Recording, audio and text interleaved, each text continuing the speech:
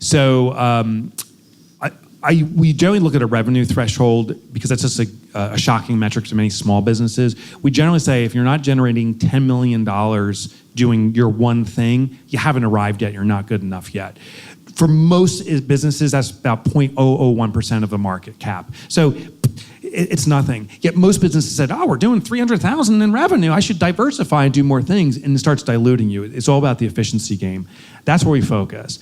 The second thing is we just do diagnostics with AI. It's so easy now. Just look at the customer base, what they're consuming, what's the profitability per product, and we just focus in on those few things. I think businesses pursue diversification too quickly because we hear if you're diversified, you're safe, you're protected, but it also stalls growth.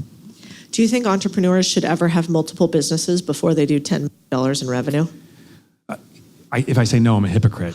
So I have many businesses that aren't doing $10 million, but I don't run them.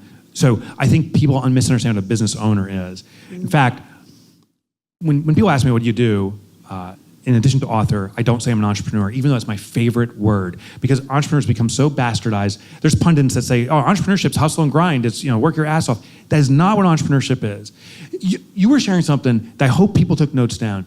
6%, you said, of the world population runs a business. I'll give you the data behind this because I'm really into the numbers. 17% of the population ever attempts to start a business. So if you think about kindergarten and the 20 kids in your class, 17, 3 kids, maybe 4 kids ever attempt to start a business. 20% ever start a business and after 5 years are doing it on a profitable, sustainable basis. That's 3%. So the 6% who are running a business, half of them are actually pulling it off after 5 years. And that's how the math works. Which means if you ever thought about who was the weirdo in your kindergarten class, it was you. You're a weirdo. For some messed up part of your mind's like, oh, I can start a business and make money. The number one job of an entrepreneur is not to do the job. The number one job of an entrepreneur is to create jobs for the other kids in your class. 19 kids in your kindergarten class want good jobs with good companies to live a good life with just good experiences. If you are doing the work in your business, you're failing the responsibility of an entrepreneur.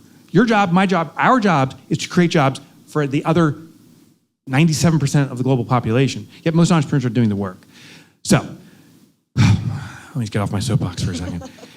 I don't call myself an entrepreneur anymore because unfortunately we're told that means to work in our business. I call myself a shareholder because I also own public stock and I'm a shareholder in my business. And when someone says, what are you? I say I'm a shareholder of small business. They're like, what does that mean? I'm like, oh, in the stock, I share in the profit and I give strategic direction, I vote.